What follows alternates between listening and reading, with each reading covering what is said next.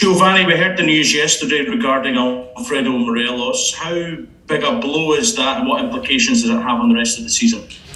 Well, it's of course it's a big blow because he's he's our striker. We don't have him anymore for this season. So it's disappointed. We are, but we know what the problem is, how long he's out, and we have to move on, and that's the only thing we have to do now. Let's go to Ian Abrahams from TalkSport, please. Hi Giovanni, how are you? Good morning, I'm fine, thank you.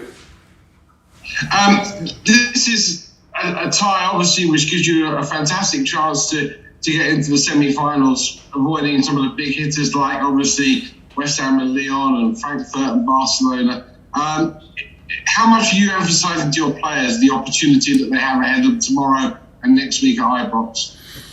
Well, it's a big opportunity. I mean, it's not often you play a quarterfinal in Europe and you have the chance to reach the semi-finals. It's not for many players, so it's we have to work hard and get the performances in tomorrow, but also next week to overcome Braga because.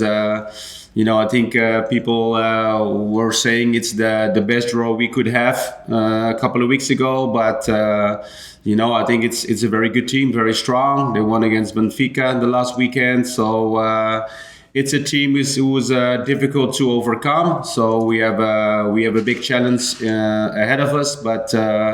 We relish the chance to go into the semi-finals. So we, have to go out and perform well to get into the semi-finals after next week. Derek Clark, please. Good morning, Gio. No one leads a line quite like Alfredo. Are we likely to see a possible change in shape in terms of from here on in till the end of the season? We prepare this game, how we prepare every game to see the opponent, their strengths, their weaknesses, and then, see which players we can use. And obviously we don't have Morelos, we don't have Haji, we don't have Lowry. He's also not available. So we just, pick a game plan and try to execute it as good as possible. Andrew McLean, please. Hi Giovanni. Morelos has obviously been very influential for the last few years for Rangers, especially in big games. With so many big games coming up, do you feel you've got personnel available to you to cope without him? Well, I believe so. I mean, I think we have. It's of course, as I said before, we're disappointed about the loss of Morelos, but. Out of the 5 questions, 4 questions is included Morelos. So that means, he's a very important player, but the reality is he's not there and we have to prepare this game without him. And that's what we've done the last days. And that's what we are focusing on for tomorrow as well. Calvin has also joined us. So if you wish to ask Calvin a question, just let us know you'd like to do so. We'll move on to Ronnie from STV. Hi Giovanni, I just wondered, full time on Sunday, you asked your players, not to give up and keep fighting. I just wonder how the reaction to that has been from the players in the training ground since the game and up into this match coming up against Braga. Well, I mean, first, of course, there's this disappointment. That's obviously, and you have to switch immediately to focus on the game that's ahead, and that's Braga, and that's what the player has done. That's what we all have done, and it's the only thing we can do and we have to do. So the game has passed now, and we're looking ahead to the game against Braga. Colin McMillan, Heart in Hand. Morning, Giovanni. With the Scottish Cup and the Europa League realistically now are probably best option for success this season, will that change how you use your players and pick them? And will it potentially make a few more opportunities in the league perhaps for some of the younger players that are trying to break through and establish themselves? No. We just go out every game and try to win it with the best possible and strongest team we have. We're still in all competition, as you said. Of course, the league is going to be more difficult now, but we have to keep going. So there's no chance I will play with a weakened team on Sunday. But the focus now is on Braga, and then after that we switch back to St Mirren. Michael Grant, please. Hi, Gio. Have you kind of stressed to the players what an incredible opportunity this is for them? Because it's rare for a Scottish team to go this far into the European competitions. Yeah, of course. I mean, it's I think the last years the team performed really well in Europe, also with Steven. Reaching be involved in Europe after the winter break, which is also very good. Now we are one stage further, and we try to get into the semi-finals, and so it's not very often we are as a Scottish team to reach the semi-final in Europe. So that means we are performing well in Europe, and that's what we want to continue, and to overcome Braga as well, which is going to be really difficult, but to reach the semi-final, it's there's all to play for, and we go out tomorrow and next week to win this tie. Chris Jack, please. I mean, Gio, this tie could be worth several £1 million in terms of prize money and gate money. How important could that be to you come the summer in terms of the work that you want to do on this squad?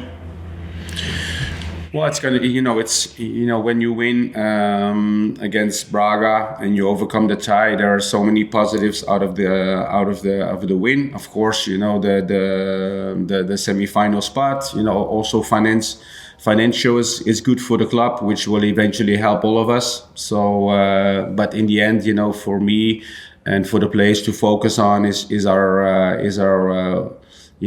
matches and the 2 games against Braga, and try to win the tie. Mark Wilson, please. Hi, Gio. We spoke a lot after the last round against Red Star Belgrade about the character of the players and the way they came through that test in Belgrade. Is that a quality we're obviously going to need to see again in terms of them being able to park what happened on Sunday, to move on from it and to deal with this challenge now? Yeah, because it's Europe. It's very difficult, as we've seen against all the games we played so far.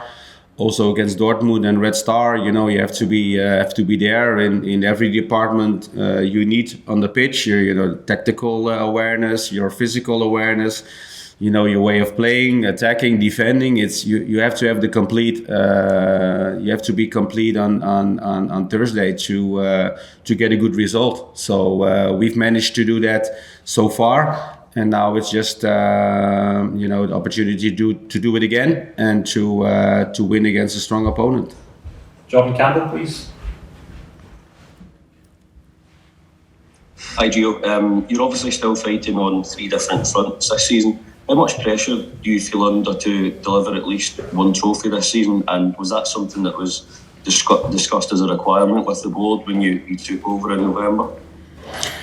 Well, I mean, they don't have to explain the pressure in being manager of Rangers. I've been here as a player. I had the pressure when I was manager at Feyenoord.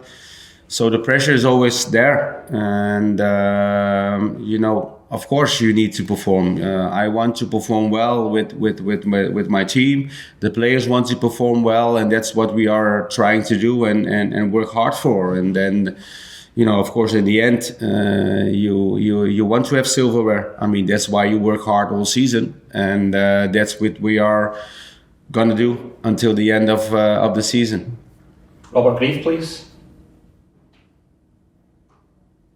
Morning, Gio.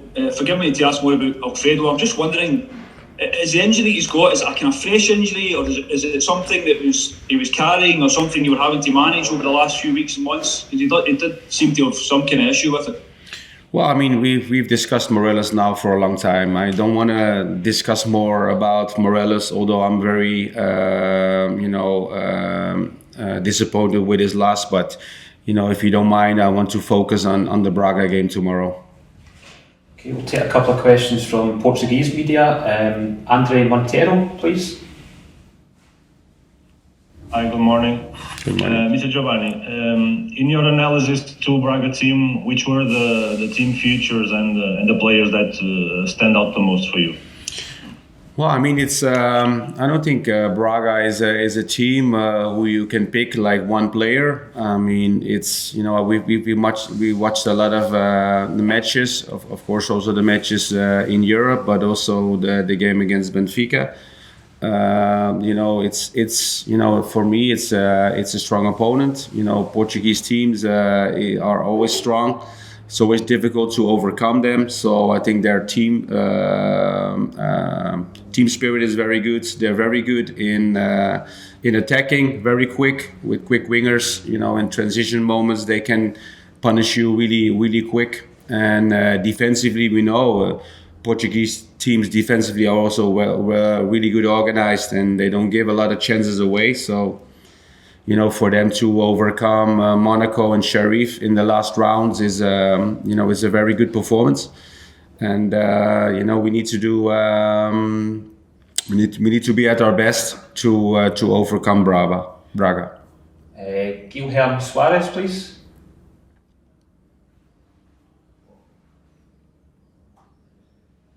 Good morning. Can I make the question in Portuguese and translation? Yes. Yep. Yes. Swap over. Tem uma equipa muito. Braga is a quite young team. They have many academy graduates. Do you believe the lack of experience can be an advantage for Rangers? What do you think about Braga Rangers 2 years ago and now? Do you believe the teams are better? There are similarities compared to 2 seasons ago between Braga and Rangers? Well, I know the Rangers played Braga a couple of years ago. It's different teams. I cannot compare those games. And I think although Braga has inexperienced players, they perform really well. It's not about experience; it's about your performances. So you don't win against Monaco and Sheriff with an inexperienced team. You win against them with a well-organized team, a strong team, a good collective, and I think Braga has all of that. Okay, we will let the manager go. If there's any questions for Calvin, can you just physically raise your hand if anyone wants to ask Calvin a question? Yeah, we'll go back to Ian Abrahams, please. Calvin, how are you? I'm good, thank you. You were at Leicester, your youth career at Leicester, and of course they won the Premier League. I think you were there actually when they won the Premier League. It was a great story for English football. Leicester winning the Premier League. What sort of story would it be? Similar story for Scottish football if Rangers were to get through this time and go on and win the Europa League? I don't know. Obviously, it's a hard one because I think I'm not really sure how to answer that question. I'll be honest. Yes. Well, how big a story then will it be for Scottish football if Rangers were to go on and win? Just talk to us about that. Of course, it'll be good. It'll be amazing. It'll be an amazing achievement. I think boys dream of playing in the Europa League, Champions League, and to get this far is like just you can't put into words. You're just so. I was overwhelmed when it happened, and obviously we played well, and we just want to keep the form going and just keep trying every game to reach new boundaries and better ourselves and give good performances. So yeah. Robert Grieve, please. Hi Calvin, I'm just wondering if you can talk to us a little bit about the morale of the team after Sunday, and obviously with the news with Alfredo. How are you guys feeling about everything? Obviously, you could see on the pitch we wasn't happy, but as the boss said, we've just sort of got to put it behind us and move forward. We've got big games coming up, and we believe that it's not over till it's over. We've still got a lot to play for and a lot to fight for. So obviously we've sort of put it behind us for a second, and we're just focusing on the Braga game and making sure we don't dwell on it too much so it affects our performance against Braga. Andrew McLean, please. Hi Calvin, despite the fact that things maybe haven't gone the way the team wanted domestically, when you look at the results and the performances in Europe of late, does that give you sort of renewed confidence coming into this game that, you know, it's basically a fresh start, a clean slate coming into this game and this competition again? Yeah, I mean, of course, Braga are a good team. We've got this far and you know, we have hopes of getting further. Obviously, we know they're a good team and we know we're going to have to be at our best. And obviously, there's a bit of confidence taken from the games we've had previously against Dortmund and Red Star and what we've had to overcome. And as someone said before, the character shown from all of us has been amazing. And we're going to show that same character, that same drive and that same passion tomorrow and hopefully get a result out in Portugal. Okay, we'll go Ronnie and then we'll finish with Jordan, please. Hi Calvin, I just wonder, after the disappointment of Sunday, I just wonder how much the players feel they sort of, or the supporters I suppose, deserve a result, you know, come Thursday. How much would that mean for you guys to reward the supporters and give them something to cheer about come Thursday? Yeah, of course, it'll mean a lot to put a smile back on their faces. They've been with us through the highs and lows of this season, and we just want to give them another high tomorrow, and it'll be a confidence booster for all of us as well.